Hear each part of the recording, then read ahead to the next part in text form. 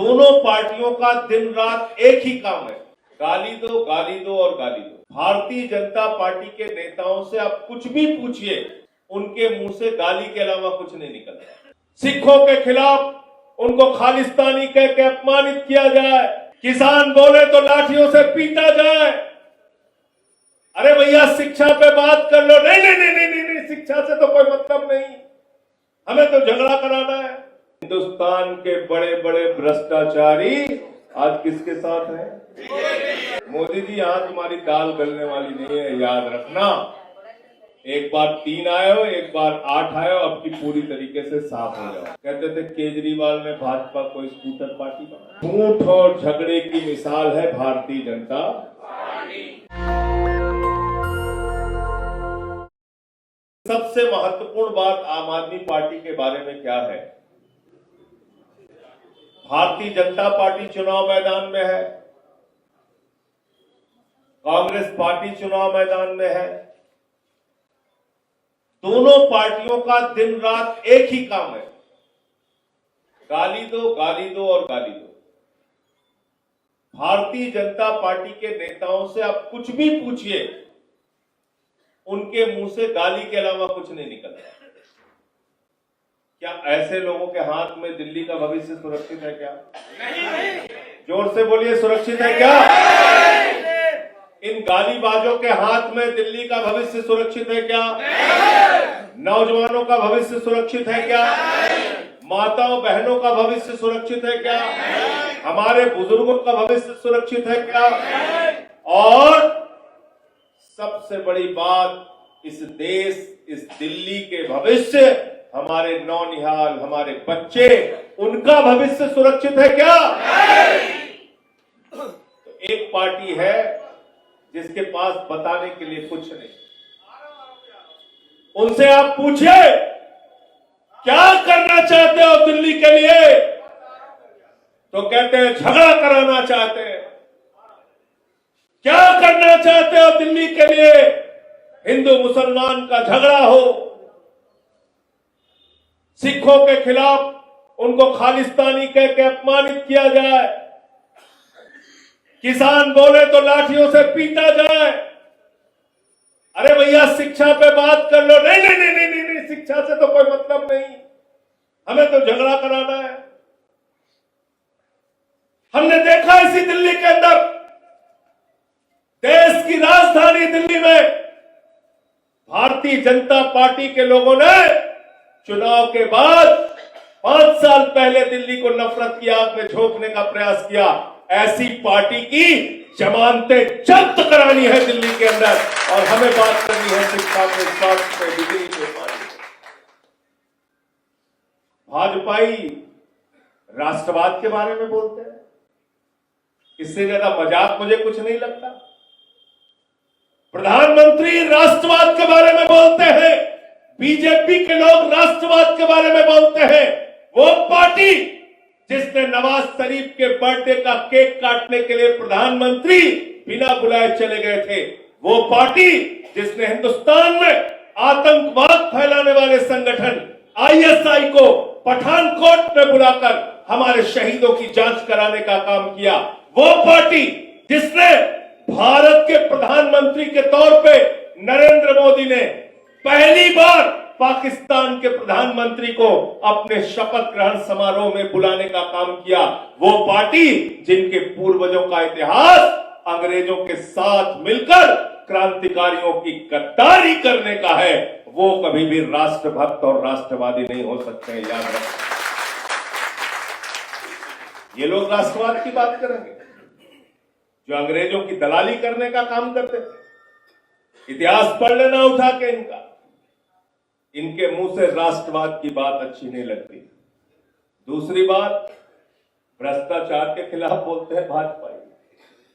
मैंने तो पार्लियामेंट के अंदर कहा कि भ्रष्टाचार के खिलाफ भाजपाई बोलते हैं तो लगता है ओसामा बिन लादेन अहिंसा पे उपदेश दे रहा है। कौन सी पार्टी भ्रष्टाचार के खिलाफ बोल रही है? जिसने वाटर घोटाले के आरोपी हेमंत विश्व शर्मा को जिसके खिलाफ बुकलेट निकालने का काम किया, उस हेमंत बिस्व शर्मा को प्रधानमंत्री ने गले लगाकर आसाम का मुख्यमंत्री बनाने का काम किया। वो पार्टी भ्रष्टाचार के खिलाफ बोलती है जिसके नेता शुभेंदु अधिकारी भारतीय जनता पार्टी के लीडर ऑफ अपोजिशन है। बंगाल के अंदर जो सीबीआई और ईडी के मामले में शारदा और नारदा स्कैम में फंसे हुए थे, मुकुल राय को राष्ट्रीय उपाध्यक्ष बनाती है। वो पार्टी भ्रष्टाचार के खिलाफ बोलती है जिसके नेता आदरणीय नरेंद्र मोदी जी भोपाल की रैली में कहते हैं अजीत पवार ने 70,000 का सिंचाई घोटाला किया, 70,000 करोड़ का सिंचाई घोटाला किया, 70,000 करोड़ का सिंचाई घोटाला किया। ऐसा चिल्ला चिल्ला के मोदी जी बोल रहे थे, लग रहा था कल ही गर्दन पकड़ के गिरफ्तार कर लेंगे, लेकिन हमने देखा गर्दन पकड़ने के बजाय दूसरे दिन मोदी जी गले लगा रहे थे। अजीत पवार किसके साथ है? किसके साथ है? किसके साथ है? छगन भुजबल किसके साथ है? हसन मुशर्रफ किसके साथ है? नारायण राणे किसके साथ है? येदियुरप्पा किसके साथ है? शिवराज सिंह चौहान किसके साथ है? व्यापम घोटाले के आरोपी किसके साथ है? जनार्दन रेड्डी माइनिंग घोटाले वाला किसके साथ है? हिंदुस्तान के बड़े बड़े भ्रष्टाचारी आज किसके साथ है? किसके साथ है? किसके साथ है? नरेंद्र मोदी और बीजेपी के साथ। नरेंद्र मोदी और बीजेपी के साथ। इसलिए मैं कहता हूं भ्रष्टाचार के खिलाफ भाजपाई बोलते हैं तो लगता है ओसामा बिन लादेन अहिंसा पे उपदेश दे रहा है। गलत तो नहीं कह रहा हूं। इसलिए मैं एक एक कार्यकर्ता से कहने के लिए आया हूं, ये बात मेरी रिपीट करना कि अगर भ्रष्टाचार के खिलाफ भाजपाई बोले तो पूरे हिंदुस्तान के बड़े बड़े भ्रष्टाचारियों का नाम उनको गिना देना। करोगे ना? करोगे कि नहीं करोगे? बताओ, करोगे कि नहीं करोगे? आरोप लगाते हैं केजरीवाल पे, मनीष सिसोदिया पे, सत्येंद्र जैन पे, संजय सिंह पे। किससे आरोप लगाते हैं? ईडी वालों से, सीबीआई वालों से। अभी मैंने एक समाचार पढ़ा, हिमाचल के अंदर सीबीआई वाले ईडी को पकड़ रहे हैं। सीबीआई वाले ईडी को पकड़ रहे हैं। 5 करोड़ वहां से बरामद की। क्लेर्जन में ईडी वालों को पकड़ा सीबीआई ने। तो ये भ्रष्टाचारी केजरीवाल की जांच करेंगे? ये भ्रष्ट संस्थाएं केजरीवाल की जांच करेंगे? ये नरेंद्र मोदी और उनकी पार्टी भ्रष्टाचार के खिलाफ बोलेगी? अरे भ्रष्टाचार के खिलाफ आंदोलन की कोख से पैदा हुई पार्टी का नाम है आम आदमी पार्टी, याद रखना।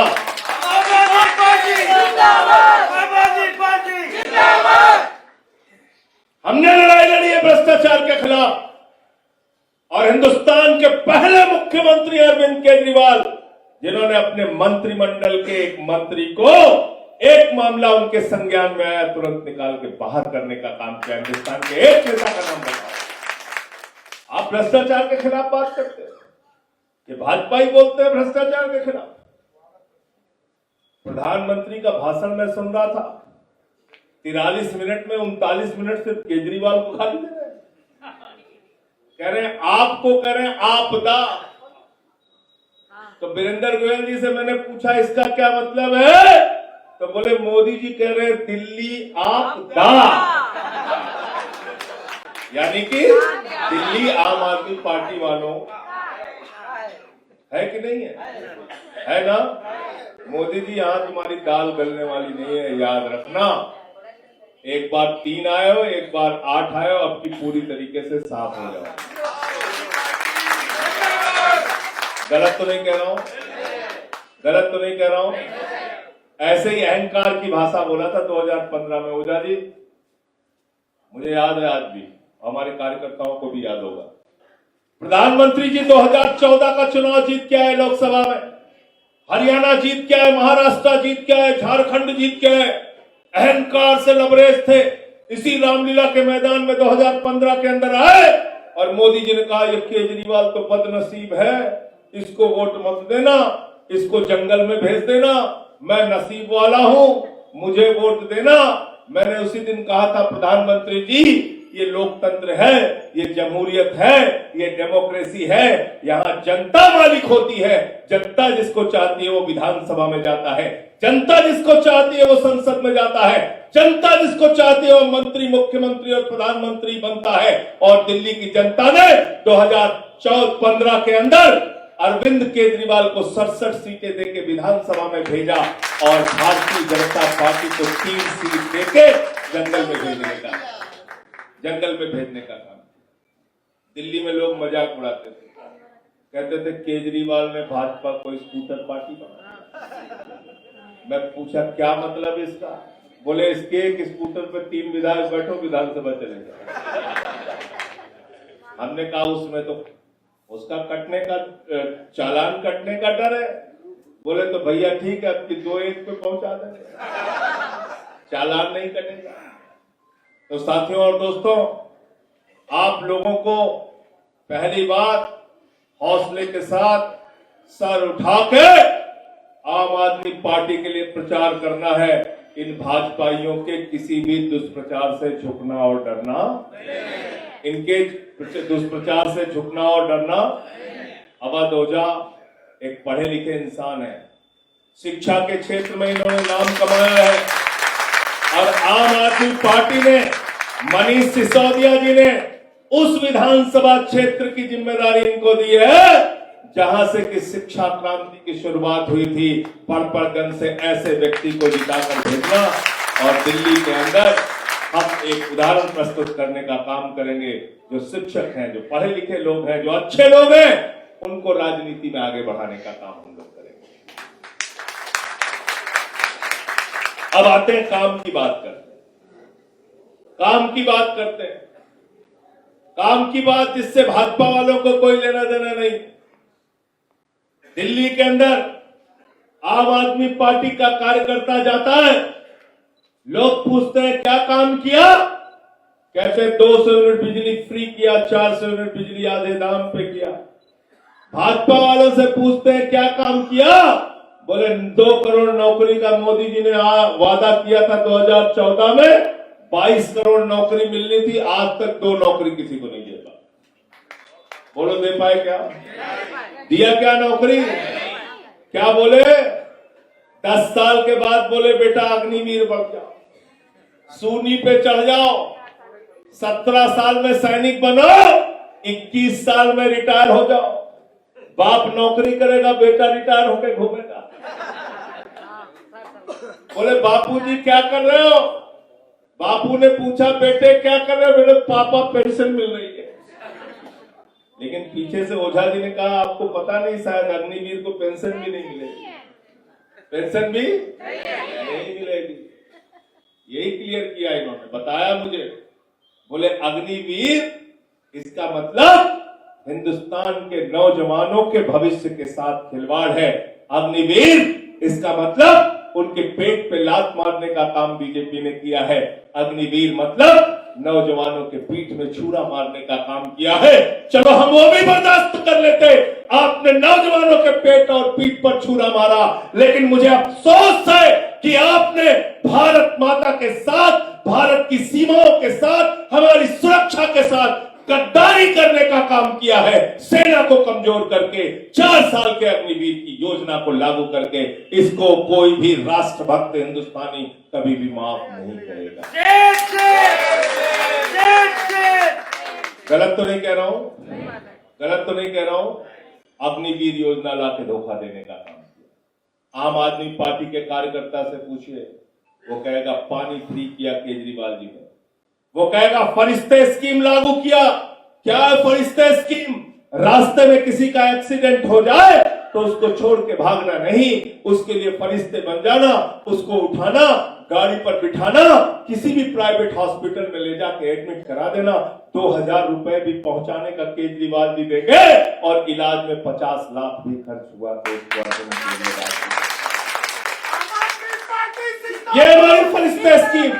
क्या मोहल्ला क्लिनिक जहां पे 200 तरह की जांच फ्री होती है, जहां पे दवाएं मुफ्त में मिलती हैं, जहां पे अल्ट्रासाउंड मुफ्त में होता है, और डॉक्टरों से कह दिया गया है दिल्ली के अंदर अगर 1 महीने से ज्यादा किसी को ऑपरेशन की डेट दोगे तो आम आदमी पार्टी की सरकार उसका खर्चा प्राइवेट अस्पताल में उठाएगी। बताओ हिंदुस्तान में कहां पे ऐसी है? दिल्ली के अंदर हमने 10,000 किलोमीटर नई सड़कें बनाई,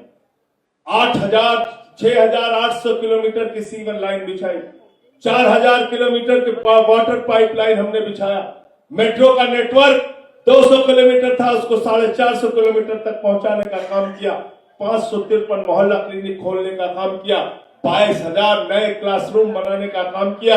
अरे शिक्षा के क्षेत्र में तो ऐसा काम किया आम आदमी पार्टी और केजरीवाल की सरकार ने कि 2015 के अंदर केजरीवाल जी स्कूलों का दौरा करने के लिए जाते थे, मनीष सिसोदिया जी दौरा करने के लिए जाते थे, मकड़ी के जाले लगे रहते थे सरकारी स्कूलों में, टाट पट्टी पर बच्चे बैठ के पढ़ते थे, टॉयलेट का इंतजाम नहीं होता था बेटियों के लिए। आज उन्हीं सरकारी स्कूलों में आपके बच्चों की पढ़ाई के लिए एयर कंडीशन कमरे अरविंद केजरीवाल की सरकार अब एक नई योजना लेके आएगी बीजेपी की मोदी जी की सरकार। वो जानते हैं क्या है ओझा जी? कटोरा योजना। देश के नौजवानों को कटोरा बांटा जाएगा। जब मोदी जी कह रहे पकौड़ा लगा दो वो भी रोजगार है, नाली के गैस से चाय बना दो वो भी रोजगार है, कल को भाजपा ही कहेंगे कटोरा लो भीख मांगो वो भी रोजगार है। कटोरा योजना।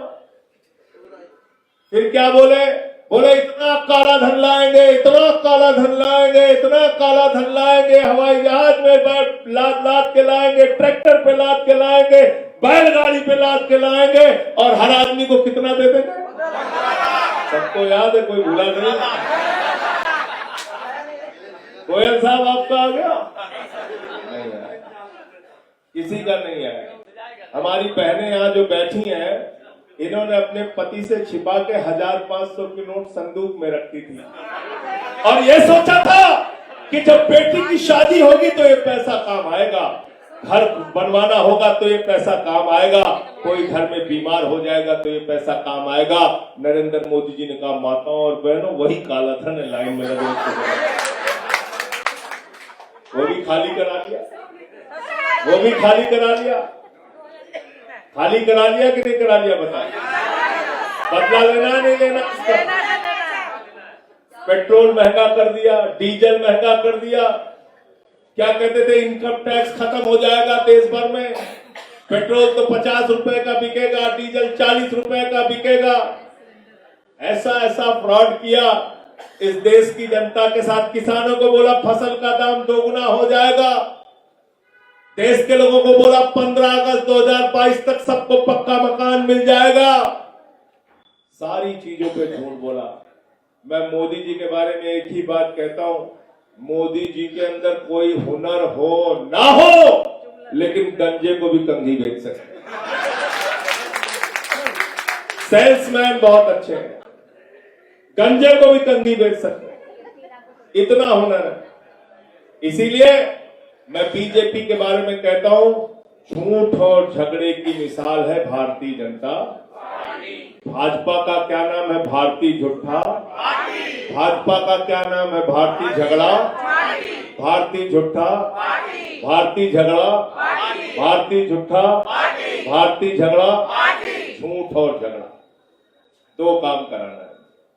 शांति से आप लोग रह रहे हो, 4 भाजपाई आ जाएंगे झगड़ा करा देंगे। नेशनल दस्तक की आपसे गुजारिश है कि अगर इसको बचाना चाहते हैं तो नेशनल दस्तक को सब्सक्राइब करने के लिए रेड कलर के सब्सक्राइब बटन को दबाएं, फिर बेल आइकन की घंटी दबाएं। नेशनल दस्तक को बचाने के लिए बहुत जरूरी है कि हर खबर को शेयर करें, लाइक करें, कमेंट जरूर करें।